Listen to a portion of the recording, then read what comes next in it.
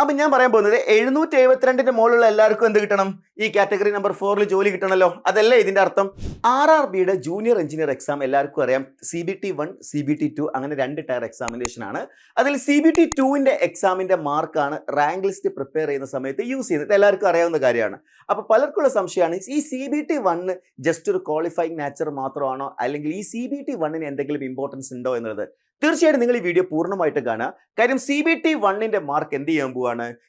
RRBയുടെ official ആയിട്ടുള്ള final rank list prepare ചെയ്യുന്ന സമയത്ത് എഫക്ട് ചെയ്യുന്നുണ്ട് എന്നുള്ള വളരെ ഇമ്പോർട്ടൻ്റ് ആയിട്ടുള്ള ഒരു ഇൻഫർമേഷൻ ആണ് നിങ്ങളിലേക്ക് പാസ് ചെയ്യാനുള്ളത്. ഒരുപക്ഷെ നിങ്ങൾ പലർക്കും അറിയാവുന്ന ഒരു കാര്യം തന്നെയായിരിക്കും. അതായത് CBT1ന്റെ മാർക്ക് ഏത് രീതിയിലാണ് CBT2ൽ എഫക്ട് ചെയ്യുക എന്നുള്ളത്. ഈ വീഡിയോ നിങ്ങൾ പൂർണ്ണമായിട്ട് കാണണം. കാര്യം ഈ കാൽക്കുലേഷൻസ് കൃത്യമായിട്ട് മനസ്സിലാക്കിയിട്ടില്ലെങ്കിൽ വരാനിരിക്കുന്ന RRB JEE എക്സാംസുകൾ നിങ്ങൾ പിന്നോട്ട് പോകാനും നിങ്ങൾ ആഗ്രഹിച്ച പോസ്റ്റിലേക്ക് എത്താൻ കഴിയാതെ പോകാനും കാരണമായി തീരും. അതുകൊണ്ട് വീഡിയോ പൂർണ്ണമായിട്ട് കാണുക. അതേപോലെ ഇതുപോലെ ഇൻഫോർമേറ്റീവ് ആയിട്ടുള്ള വീഡിയോസുകൾ ലഭിക്കുന്നതിന് വേണ്ടിയിട്ട് നമ്മളെ ചാനൽ ഒന്ന് സബ്സ്ക്രൈബ് ചെയ്യാം.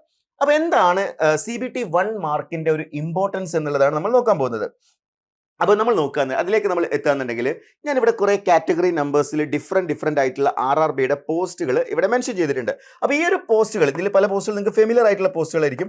ഒരു പക്ഷേ കഴിഞ്ഞ പ്രാവശ്യത്തെ RRB JEE എഴുതിയിട്ടുള്ള ആളുകളാണെങ്കിൽ നിങ്ങൾക്ക് എല്ലാവർക്കും പരിചിതമായിട്ടുള്ള പോസ്റ്റുകളായിരിക്കും. ഇപ്പോൾ junior engineer electrical design and drawing ഉണ്ട്, അതേപോലെ തന്നെ ഇലക്ട്രിക്കലിൽ തന്നെ ജനറൽ സർവീസ് ഉണ്ട്, EMU ആൻഡ് TRS ഉണ്ട്, അതുപോലെ R&D ഉണ്ട്, TRD ഉണ്ട്, വർക്ക്ഷോപ്പ് ഉണ്ട്.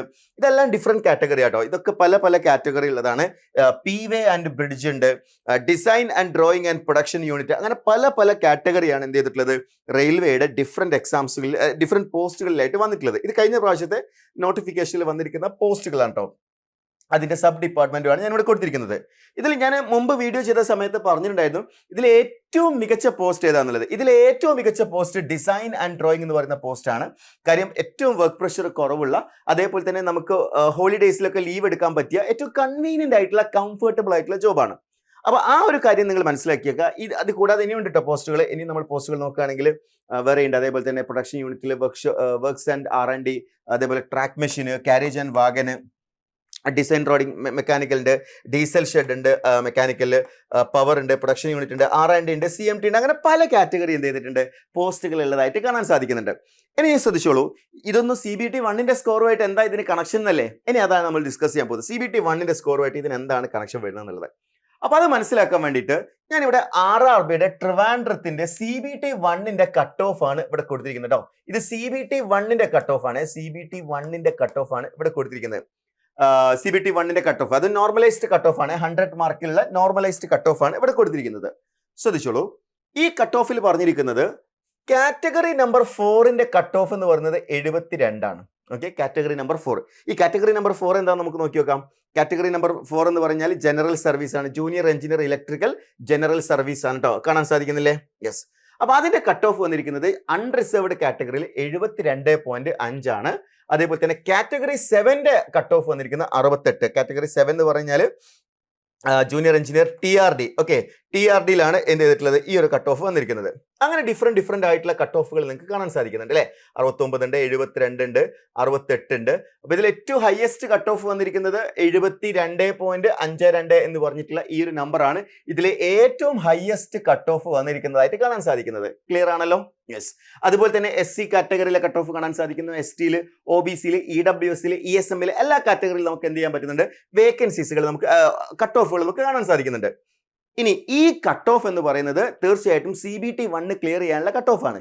ഇത് ഏതെങ്കിലും തരത്തിൽ നമ്മുടെ CBT2ൽ എഫക്റ്റ് വരുത്തുന്നുണ്ടോ എന്ന് നോക്കുകയാണെങ്കിൽ വരുന്നുണ്ട് എന്നുള്ളതാണ് നമുക്ക് കാണാൻ സാധിക്കുന്നത്. അതെന്തുകൊണ്ടാണെന്ന് വെച്ച് കഴിഞ്ഞാൽ ഇവിടെ നിങ്ങൾ നോക്കി കാറ്റഗറി നമ്പർ 4ന്റെ അൺറിസർവ്ഡിന്റെ കട്ട് ഓഫ് ഇത് നമ്മൾ മെറിറ്റ് ഇൻഡെക്സിനെ ബേസ് ചെയ്തിട്ടാട്ടോ. അതായത് 100 മാർക്കിലുള്ള പരീക്ഷയുടെ സ്കോർ അല്ല എടുക്കുക. 150 മാർക്കിലാണ് നിങ്ങൾക്കറിയാം. CBT2 150ലാണ്. പക്ഷെ അത് മെറിറ്റ് ഇൻഡെക്സിലേക്ക് എന്ത് കൺവേർട്ട് ചെയ്തിട്ടാണ് ഈ ഒരു ലിസ്റ്റ് വരുന്നത്. അപ്പൊ ഈ മെറിറ്റ് ഇൻഡെക്സിൽ നമ്മൾ നോക്കുകയാണെങ്കിൽ കാറ്റഗറി നമ്പർ 4ലുള്ള ആളുടെ കട്ട് ഓഫ് 772.5 ആണെന്ന് കാണാൻ സാധിക്കുന്നുണ്ട് അല്ലേ? 772.59 ആണെന്ന് മനസ്സിലാക്കാൻ സാധിച്ചിട്ടുണ്ട്. അപ്പൊ ഞാൻ പറയാൻ പോകുന്നത് 772ന്റെ മുകളിലുള്ള എല്ലാവർക്കും എന്ത് കിട്ടണം? ഈ കാറ്റഗറി നമ്പർ 4 ജോലി കിട്ടണമല്ലോ. അതല്ലേ ഇതിന്റെ അർത്ഥം? അതായത് 772ന്റെ മുകളിൽ മാർക്കുള്ള എല്ലാവർക്കും എന്ത് ചെയ്യണം? കാറ്റഗറി നമ്പർ 4 ജോലി കിട്ടണം. എന്നാൽ അങ്ങനെ ജോലി കിട്ടൂല. എന്തുകൊണ്ടാന്ന് വെച്ച് കഴിഞ്ഞാല് ഇതേ ആള് ഈ ഒരു മെറിറ്റ് ഇൻഡെക്സ് കവർ ചെയ്ത ആള് അയാൾ CBT 1-ലുള്ള ഈ കട്ട് ഓഫ് ക്ലിയർ ചെയ്തിട്ടുണ്ടെങ്കിൽ മാത്രമേ അയാൾക്ക് എന്ത് ചെയ്യാൻ പറ്റുള്ളൂ, ഈ പോസ്റ്റിലേക്ക് അപ്ലൈ അല്ലെങ്കിൽ ഈ പോസ്റ്റിലേക്ക് അയാൾ കൺസിഡർ ചെയ്യുള്ളൂ. ഉദാഹരണത്തിന് കാറ്റഗറി നമ്പർ 4ന്റെ കട്ട് ഓഫ് ആയിട്ടുള്ള 72.5 ക്ലിയർ ആയിട്ടില്ല. ഒരു പക്ഷെ അയാൾ ഒരു 70 മാർക്ക് സ്കോർ ചെയ്തിട്ടുണ്ടെന്ന് വിചാരിക്കുക. 70 മാർക്ക്. അപ്പൊ 70 മാർക്ക് സ്കോർ ചെയ്ത ആളാണെങ്കിൽ അയാൾക്ക് ഏതൊക്കെ ക്ലിയർ ആയിട്ടുണ്ട്? അയാൾ കാറ്റഗറി 30 ക്ലിയർ ആയിട്ടുണ്ട്, കാറ്റഗറി നമ്പർ 16 ക്ലിയർ ആയിട്ടുണ്ട്, 12 ക്ലിയർ ആയിട്ടുണ്ട്, 9 ക്ലിയർ ആയിട്ടുണ്ട്, 7 ക്ലിയർ ആയിട്ടുണ്ട്. പക്ഷെ എന്ത് ക്ലിയർ ആയിട്ടില്ല? 4 ക്ലിയർ ആയിട്ടില്ല. അതേ ആള് പരീക്ഷ എഴുതിയ സമയത്ത് അയാളുടെ മെറിറ്റ് ഇൻഡെക്സ് സ്കോർ ഒരു 780 കിട്ടിയെന്ന് വിചാരിക്കുക. 780. ഓക്കെ, നിങ്ങൾ നോക്കണേ, അയാളുടെ സ്കോർ 70 ആണ്. അയാൾ എന്ത് ക്ലിയർ ആയിട്ടില്ല? കാറ്റഗറി നമ്പർ 4 ക്ലിയർ ചെയ്തിട്ടില്ല. അയാളുടെ സ്കോർ മെറിറ്റ് ഇൻഡെക്സ് സ്കോർ 780 ആണെങ്കിലും അയാൾക്ക് ഏത് പോസ്റ്റിലേക്ക് അപ്ലൈ അല്ലെങ്കിൽ ഏത് പോസ്റ്റിലേക്ക് അയാൾ കൺസിഡർ ചെയ്യില്ല എന്നറിയോ? കാറ്റഗറി നമ്പർ 4ലേക്ക് അയാളെ കൺസിഡർ ചെയ്യില്ല എന്നുള്ളതാണ്. അപ്പൊ നിങ്ങൾ മനസ്സിലായല്ലോ, ഈ കട്ട് ഓഫ് എന്ന് പറയുന്നത് ഇവിടെ എഫക്ട് ചെയ്യുന്നുണ്ട് എന്നല്ലേ അതിന്റെ അർത്ഥം. അതായത് നിങ്ങൾ ആദ്യത്തെ ടയർ എക്സാമിനേഷനിൽ നിങ്ങൾ എല്ലാ പോസ്റ്റിലേക്കുള്ള കാറ്റഗറിയിലേക്കുള്ള കട്ട് ഓഫ് ക്ലിയർ ചെയ്തിട്ടില്ലെങ്കിൽ ആ എല്ലാ പോസ്റ്റിലേക്ക് നിങ്ങൾക്ക് എന്ത് ചെയ്യാൻ പറ്റില്ല? നിങ്ങളുടെ ഫൈനൽ മെറിറ്റ് ലിസ്റ്റ് ഉണ്ടാക്കുന്ന സമയത്ത് നിങ്ങൾക്ക് ജോലി ലഭിക്കാനുള്ള സാധ്യതയില്ല. സോ അത് വളരെ ഇമ്പോർട്ടന്റ് ആയിട്ടുള്ള കാര്യമാണ്. ഒരു പക്ഷേ ഇതിൽ ഏറ്റവും കുറഞ്ഞ കട്ട് ഓഫ് എന്ന് പറയുന്നത് 64. ഈ 64 കാറ്റഗറി നമ്പർ 12ലാണ് വന്നിരിക്കുന്നത് അല്ലേ? അപ്പൊ കാറ്റഗറി നമ്പർ 12ൽ മാത്രമേ ഇയാൾ എന്ത് ചെയ്യുള്ളൂ, പരിഗണിക്കുള്ളൂ. വേറെ ഒന്നിലും ഇയാൾക്കിപ്പോ ഈ പരീക്ഷയിൽ ഫുൾ മാർക്ക് കിട്ടിയാൽ പോലും അയാൾ എന്തിലേക്ക് പരിഗണിക്കുള്ളൂ? കാറ്റഗറി നമ്പർ 12ലുള്ള പോസ്റ്റിലേക്ക് മാത്രമേ അയാൾ എന്ത് ചെയ്യുള്ളൂ, പരിഗണിക്കുള്ളൂ. കാറ്റഗറി നമ്പർ 12 ഏതാ വരുന്നത് നോക്കി. കാറ്റഗറി നമ്പർ 12 എന്ന് പറയുന്നത് വർക്ക്സ് ആൻഡ് R&D ഡിപ്പാർട്ട്മെന്റിലാണെന്ന് കാണാൻ സാധിക്കുന്നുണ്ട് അല്ലേ? അപ്പൊ ആ ഒരു ഡിപ്പാർട്ട്മെന്റിലേക്ക് മാത്രമേ അയാൾക്ക് എന്ത് ചെയ്യാൻ പറ്റുള്ളൂ, അയാളെ പരിഗണിക്കുന്നുള്ളൂ എന്നുള്ളതാണ് ഇതിൽ നിന്ന് മനസ്സിലാക്കേണ്ടത്. അതായത് CBT 1ന്റെ മാർക്ക് CBT 2-ൽ നിങ്ങളുടെ മെറിറ്റ് ലിസ്റ്റ് തയ്യാറാക്കുന്ന സമയത്ത് അതിൽ വലിയൊരു ഫാക്ടർ ആണ് എന്നുള്ള കാര്യം നിങ്ങൾ മനസ്സിലാക്കി വെക്കുക. കാരണം ഇത് മനസ്സിലാക്കിയില്ലെങ്കിൽ ഒരുപക്ഷെ CBT 1-ന് നിങ്ങൾ ഉദ്ദേശിച്ച മാർക്കിലേക്ക് നിങ്ങൾക്ക് അത്രയും പ്രിപ്പറേഷൻ ഒന്നും വേണ്ട, CBT 2-ന് കൂടുതൽ ഫോക്കസ് ചെയ്ത് പഠിക്കാമെന്ന് വിചാരിച്ചു കഴിഞ്ഞാൽ CBT 2 നല്ല മാർക്ക് കിട്ടുന്നുണ്ടാവും. പക്ഷെ CBT 1 ജസ്റ്റ് ഏതെങ്കിലും ചില പോസ്റ്റുകൾ മാത്രമേ ക്വാളിഫൈ ആയിട്ടില്ലെങ്കിൽ നിങ്ങൾക്ക് ആ പോസ്റ്റിൽ മാത്രമേ ജോലി കിട്ടാനുള്ള സാധ്യതയുള്ളൂ.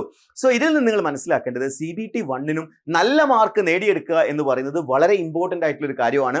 അതിനുവേണ്ടി സിൻസിയർ ആയിട്ട് വളരെ എഫേർട്ട് എടുത്തിട്ട് നിങ്ങൾ എന്ത് ചെയ്യാൻ ശ്രമിക്കുക, നിങ്ങൾ പഠിക്കാൻ ശ്രമിക്കുക. ഡെഫിനറ്റ്ലി നിങ്ങളെ കൊണ്ട് സാധിക്കും എന്നുള്ളതാണ്.